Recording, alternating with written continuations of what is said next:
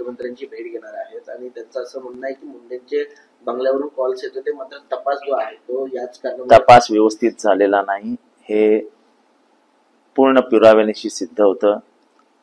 या खुनामागचा आक्का कोण होता आणि कुठल्या आक्काने हा खून केला बीडकरांपासून काही लपून राहिलेलं नाही. येत्या 2 दिवसात मला जी बातमी मिळाली आहे, म्हणजे मला जी माहिती मीडमधनं मिळते, एक महिला तयार होईल आणि ती सांगेल की महादेव मुंडेला मीच मारलाय. याची तयारी पूर्ण झाली आहे. बघूया आता ती महिला किती हिंमत दाखवते. कारस्थान करून त्या महिलेला समोर आणलं जाणार आहे की स्वतः ती महिला त्या गटामध्ये त्या महिलेला पुढे केलं जाईल आणि आकाला वाचवण्यासाठी केलं जाईल. तर पुण्यातील जी रेव पार्टी झाली त्या पार्टी संदर्भात एक महत्वाची माहिती समोर येते की त्या 3 ज्या महिला पळून गेलेल्या होत्या त्यांचा पार्टीशी कोणताही संबंध नव्हता अशी माहिती जी आहे ती पोलिसांनी न्यायालयासमोर दिली. त्यांना शोधण्यासाठी त्यांनी रेव पार्टी कशाला म्हणतात हे कदाचित महाराष्ट्रातील ग्रामीण भागात किंवा जे या गोष्टींची संमत नाही त्यांना माहीत नसेल. रेव पार्टी म्हणजे 100-200चा जनसमुदाय एकत्र येणं, तिथे मुबलक प्रमाणात दारू असणं, तिथे मोठ्यांदा म्युझिक वाजणं आणि मोठ्या प्रमाणात नाच हा रेव पार्टीचा एक साधारण शब्द आहे. रेव पार्टीला त्याला रेव पार्टी म्हटलं जातं. घरात 4-5 जण काही करत असतील तर त्याला रेव पार्टी म्हणतात असं मला तरी ऐकवण्यात आले. मी कधी ऐकलेलं नाही. सर, गेल्या काही दिवसांपूर्वीच तुम्ही येऊरमधील बांधकाम उघडीस आणलं होतं आणि अशाच मुंबई हायकोर्टाने जे आहे ते महापालिकेला तिसऱ्यांदाच आपल्याला आहे येऊरमधील 200 बेकायदा जे बांधकाम आहेत त्याच्यावर मला वाटतं की सरकारने लावलेली 1 मॅन कमिटी आणि उच्च न्यायालयाचे आदेश ह्याच्यामुळे आता येऊरवरती थोडी तरी बंधनं येतील. ज्या पद्धतीने आदिवासींच्या जमिनी बळकावल्या जात आहेत, त्यांना हाकलून दिलं जाते, पोलीसही त्यांची तक्रार घेत नाही, हे सगळं बघितलंय. हे सगळं धक्कादायक आहे. काय वाटतं न्यायालय वारंवार ताशेरे ओढतंय मात्र महापालिका जैसे तेच भूमिका महापालिकेला काय घेणं देणं होत आहे होऊ द्या. सर, उपमुख्यमंत्री एकनाथ शिंदे काल दिल्ली दौऱ्यावरती होते. असं समजतं की बड्या नेत्यांची भेट घेतलेली आहे. मागील काही महिन्यांपासून त्यांच्या मंत्र्यांची अडचणीत असल्यामुळे किंवा नेते अडचणीत असल्यामुळे ही भेट घेतली.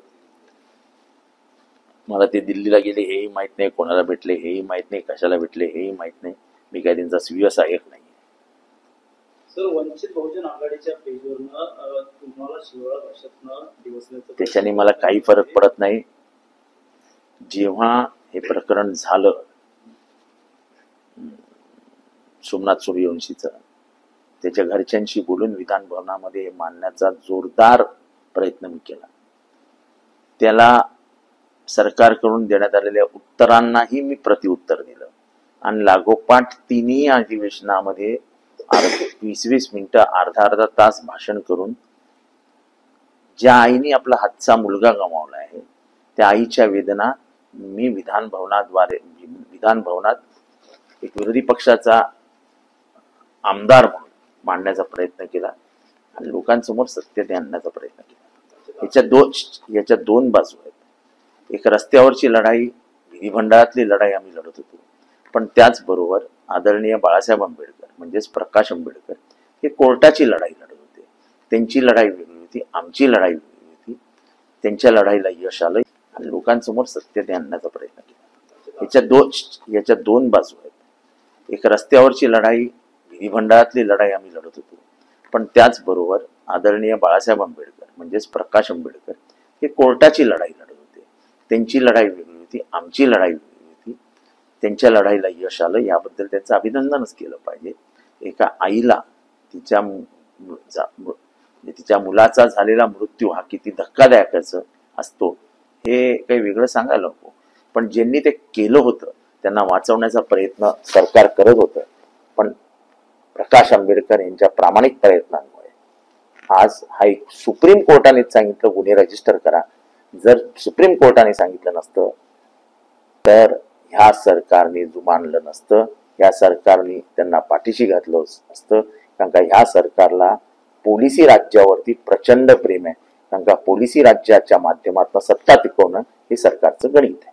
तर त्या ट्विटमध्ये डॉक्टर बाबासाहेबांचं नाव वापरत त्यांनी सांगितलं की डॉक्टर बाबासाहेब नावाची अलर्जी झाली का तुम्हाला, अशा प्रकारचं देखील कुठेतरी त्यांच्या ट्विटला, त्यांच्या शिवराळ भाषेला उत्तर देण्याची भाषा माझी संस्कार नाहीत, माझी संस्कृती नाही. जेव्हा सुजात आंबेडकर वरती फर्ग्युसन कॉलेजमध्ये घोषणाबाजी झाली, त्याच्या विरोधात वातावरण निर्माण झालं, तेव्हा मुंबईहून फर्ग्युसन कॉलेजमध्ये जाणारा पहिला माणूस जितेंद्र आव्हाड होता. त्यामुळे मला कोणी आंबेडकर समजवायला जाऊ नये आणि माझ्या कोणाची अलर्जी आहे का मला कोणाचं काही हे सांगण्याचा शहाणपणा मला माझ्यासमोर कोणीच करू नये.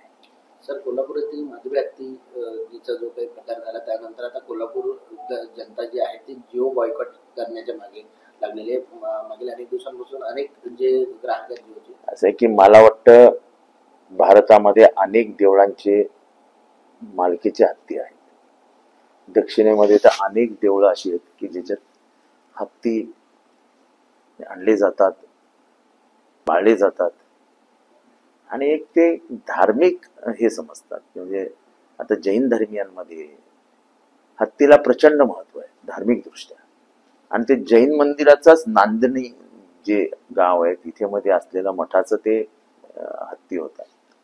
आणि पंचक्रोशीतील सर्व नागरिक त्या हत्तीवरती प्रेम करायचे.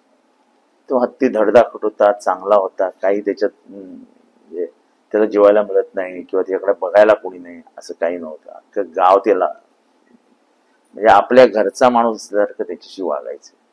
अचानक सर्वोच्च न्यायालय सांगतं की त्या हत्तीला तुम्ही काय ते वनताराला का द्या, कशासाठी द्या?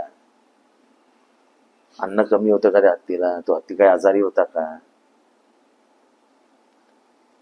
प्रकल्प जात होते. आता म्हणजे आता महाराष्ट्रातनं प्रकल्प न्यायचे, महाराष्ट्राचे विविध उद्योग उघडून न्यायचे, आता महाराष्ट्राचा हत्ती नेला. आणि त्या गावकऱ्यांचं प्रेम बघावं.